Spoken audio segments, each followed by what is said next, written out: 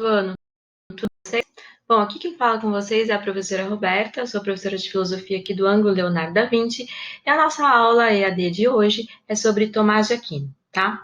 Em nossas últimas aulas aí de filosofia medieval, nós vimos que as principais questões desse período eram sobre a existência de Deus, se é possível provar a existência de Deus e se a razão e a fé são incompatíveis ou são compatíveis. Em nossas últimas aulas também, a gente conheceu um pouquinho aí sobre a filosofia de Santo Agostinho. Então, só para relembrar, ele é um filósofo do período da patrística, da formação dos primeiros padres aí com a religião cristã, que é a religião católica, que vai do século II a.C. ao século VII depois de Cristo, é o período que a gente chama de patrística. O Agostinho, ele escreve um livro chamado Confissões, onde ele narra o processo de conversão dele para o cristianismo. Dentro desse livro, a gente encontra diversos conceitos da filosofia de Agostinho, e entre eles, os principais são a vontade e o livre-arbítrio. Para Agostinho, a nossa vontade encontra-se cindida entre as escolhas pelas coisas mundanas e pelas coisas do céu, por Deus, né? É através do nosso livre-arbítrio, da nossa liberdade de escolha, que nós podemos decidir aí se a gente prefere escolher pelas coisas de Deus ou pelas coisas mundanas. Então, a vontade na filosofia de Agostinho tem fundamental importância aí, tá? E percebam que ele é um filósofo que vai buscar a existência de Deus na interioridade do ser. Ele tem essa ideia de buscar dentro da interioridade do ser por Platão, pela influência que ele tem de Platão via Plotino. Tudo bem? Vamos falar então de Tomás de Aquino. O Tomás de Aquino está em outro período de Agostinho. Ele está no período chamado Escolástica. A Escolástica ela vai do século 8 depois de Cristo até o século 14 depois de Cristo. Assim chamada em razão dos professores das universidades medievais que estão se consolidando ali na época, eles eram chamados de escolásticos, tá? E ela vai ser marcada pela tentativa de conciliar a razão e a fé. Eles vão ter um método de pensamento único aí, né? Eles vão criar então um método de pensamento crítico e de aprendizagem, com origem nas escolas monásticas cristãs, que concilia a fé cristã com um sistema de pensamento racional, especialmente da filosofia grega e especialmente aí da filosofia de Aristóteles, que a gente vai ver agora. A obra-prima de Tomás de Aquino, ela se chama Suma de Teologia. É frequentemente vista como exemplo maior da escolástica. Como que é esse exemplo? Como que funcionavam essas escritas aí na época da escolástica?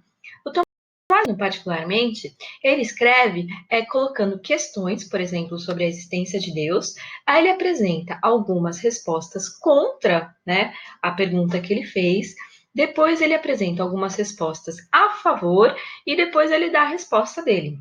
Então ele coloca a questão, os argumentos contra, os argumentos a favor e depois ele desenvolve a sua própria filosofia. O Aristóteles ele vai estar muito presente nesse período da escolástica, tá? Então, no período da escolástica, começaram a ser difundidos na Europa escritos de Aristóteles. Grande parte desses escritos, eles chegam graças aos filósofos árabes como Averroes e Avicena, que traduziram e comentaram a obra de Aristóteles. Pessoal, sobre Averroes e Avicena, vocês têm um material de apoio aí naquela folha que eu entreguei para vocês sobre a filosofia medieval.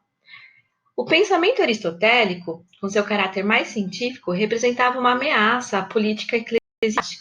E aqui eu vou dar um spoilerzinho aí sobre o filme Nome da Rosa, para quem não assistiu, né? Agora, quem assistiu sabe que o livro que estava escondido dentro do monastério, que era proibido, um livro proibido, é a segunda parte da Poética de Aristóteles. Bem, coube a Tomás de Aquino tornar a metafísica aristotélica não somente aceitável para os cânones papais, como também um fino tecido argumentativo em favor da fé cristã. E eu vou acrescentar aqui que Tomás de Aquino ele vai usar não só a metafísica, mas também a física de Aristóteles para fazer as provas que ele tem sobre a existência de Deus. Razão e fé aí no período da escolástica. Oposto à patrística, né? A patrística é o período lá de Agostinho, que eu falei para vocês no início dessa aula. O pensamento tomista, que é do período escolástico, ele é construído em bases racionais e empíricas, separando filosofia de teologia.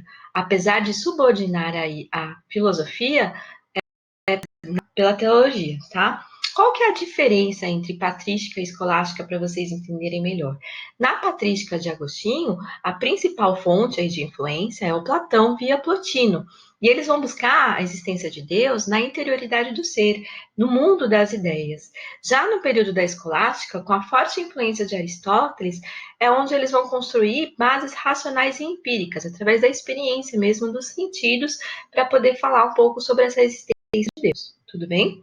Então, o papel da razão é demonstrar e ordenar os mistérios revelados pela fé. E eles vão fazer isso através de experiências sensíveis mesmo, usando Aristóteles. Razão e fé, nesse período, puderam ser, enfim, harmonizadas, apesar de serem distintas. Eles começam a separar muito bem o que é de teologia e o que é de filosofia, mesmo no que diz respeito às verdades que podem mudar, conforme afirma Tomás de Aquino em Suma contra os Gentios. A Suma contra os Gentios é uma outra suma que o Tomás de Aquino escreve, tá? O que são as sumas? Por que tem esse nome? As sumas é como se fosse um manual de início, introdutório, sobre a teologia e sobre a filosofia. Então, lá na Suma Teológica, por exemplo, o Tomás de Aquino escreve logo no início: assim como o leite vos destes de beber quando criancinhas, eu lhes dou essa suma para poder assim, tirar tudo que vocês puderem para entender a teologia e sobre a existência de Deus. Bom, o que o Tomás de Aquino então escreve lá na Suma contra os Gentios? Com efeito, existem a respeito de Deus verdades que ultrapassam totalmente as capacidades da razão humana. Uma delas é, por exemplo, que Deus é trino e uno. Ao contrário, existem verdades que podem ser atingidas pela razão. Por exemplo, que Deus existe. O que tem de diferente aqui nesse escrito de Tomás de Aquino, né? Então, provar aí que Deus é trino e uno, que ele é Pai, Filho e Espírito Santo numa única unidade, né? Isso ultrapassa a racionalidade, isso não diz respeito ao uso da razão, é uma questão de fé e também é uma questão da teologia. Mas provar que Deus existe, aí sim pode ser feito através do uso da razão, né, segundo Tomás de Aquino, e é isso que ele tenta fazer na filosofia dele, tá? Como que ele faz, né? Como que ele prova aí se Deus existe? Um exemplo de como o tomismo emprega a razão a serviço da fé cristã é o conjunto de argumentos, todos de cunho empírico, isto é, que se demonstram por via da experiência que provam a existência de Deus. Eles ficam conhecidos como as 5 vias da prova da existência de Deus e têm como fundamento a filosofia de Aristóteles, principalmente a física e a metafísica. Pessoal, para conhecer as 5 vias aí da prova da existência de Deus de Tomás de Aquino, eu vou pedir para vocês acessarem o vídeo Tomás de Aquino, as 5 vias, que também se encontram nesse canal. Obrigada!